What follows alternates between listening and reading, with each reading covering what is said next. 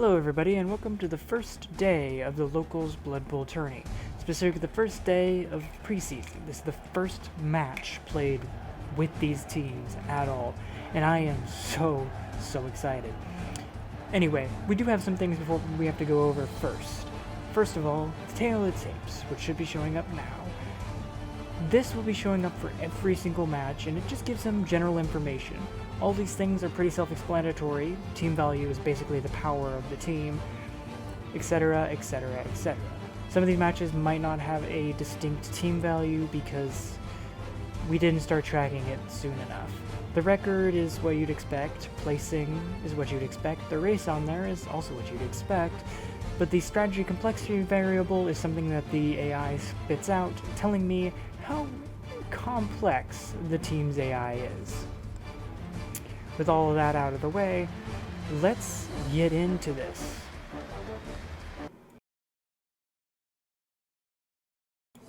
First, we have the Dwarves.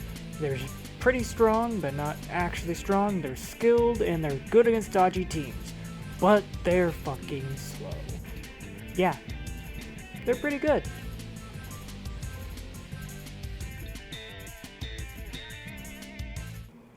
Going against them, we have Nurgle.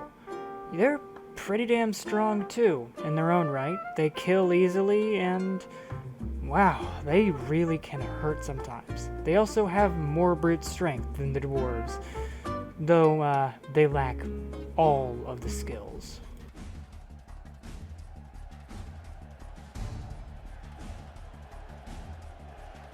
Looks like the Crossers are getting the ball first. The Dwarves are kicking off, and it looks like it's a pretty good kick, actually. That might land pretty far into their lines. Looks like people got some extra rerolls too, but no, I was wrong. It was a short kick. The Dwarves seem to be struggling with the sheer strength advantage that the Nurgle have, especially those Nurgle warriors. Their line seems to be having some serious issues staying standing against them. Like, they're getting shoved around, knocked down. This is not a particularly good start for them. Not at all.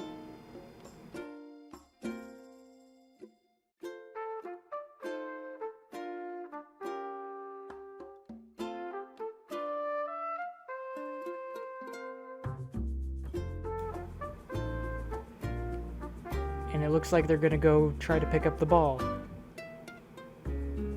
And they do. By the end of the first turn, they already have the ball in hand. That's an excellent start for them.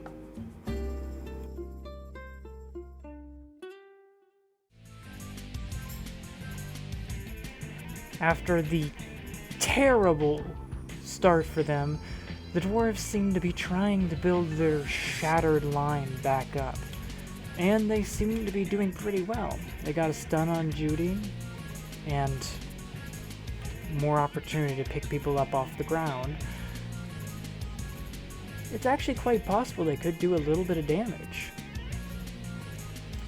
But doing damage is probably not their biggest priority at the moment. Their biggest priority is, more likely than not, just making sure the Nurgle team can't move that ball forward.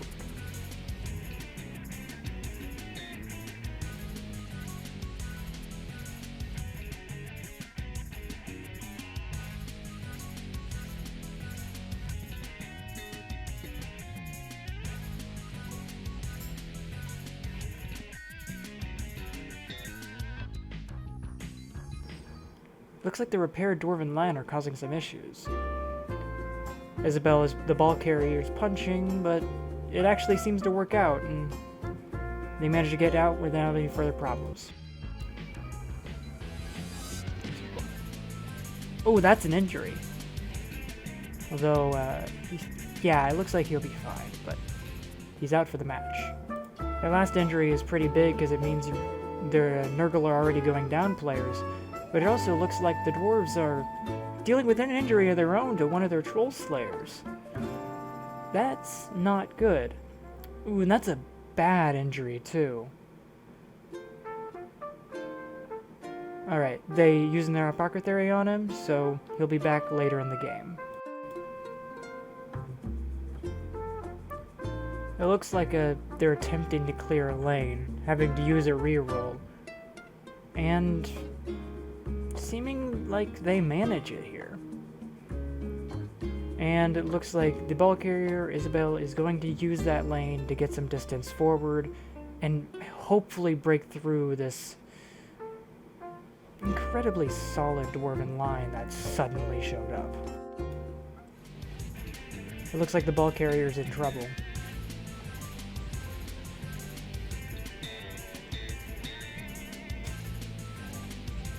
Oh, they've been sacked.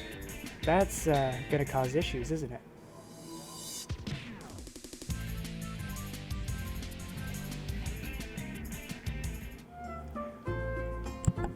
Well, if it's gonna cause issues, it's not causing issues yet.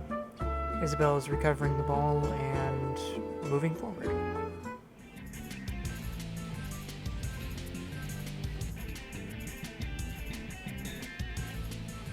Once again, they seem to be moving to try and get Isabel off the ball, which is respectable. It's not a good sign. But they seem to have managed to, once again, knock down the ball carrier. And it looks like he's going to try to pick up the ball. And that's just bad luck.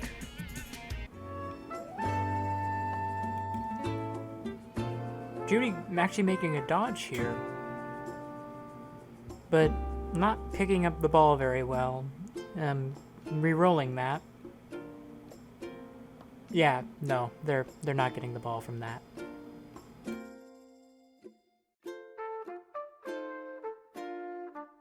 For the last several turns, there's been a rather uneventful brawl, but it looks like Isabel's going to try to run in for the score on the last turn of the half, and it's actually going to manage it.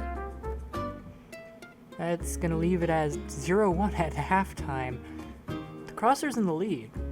Two teams that can't play the ball. Yeah, you pretty much expect a score like that.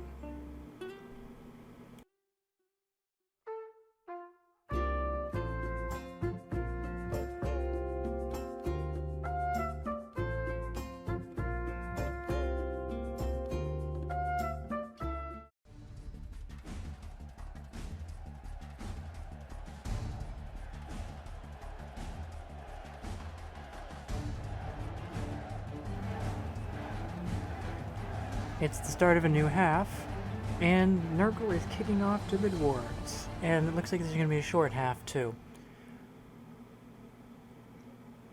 Oh, that ball's just dancing around him.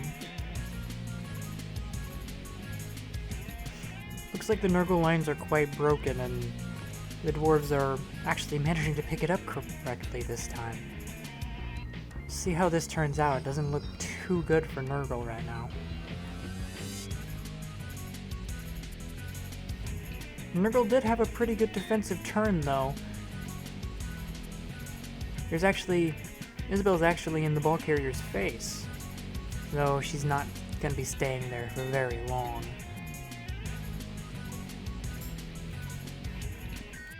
Quite sad, after such a good defensive turn previously, the Nurgle kind of fell apart, leaving that huge hole. And looks like they're just scrambling to try and get players over there to try and do something about them. And this is actually several turns later. Looks like they're going to get a few players down onto the ball carrier to try and prevent a tie.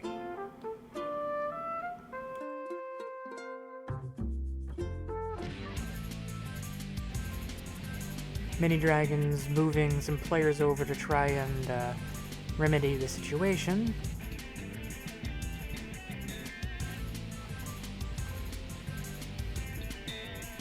Ooh, that's a knockout. Not a big deal. They'll probably be back later, but could have some short-term consequences.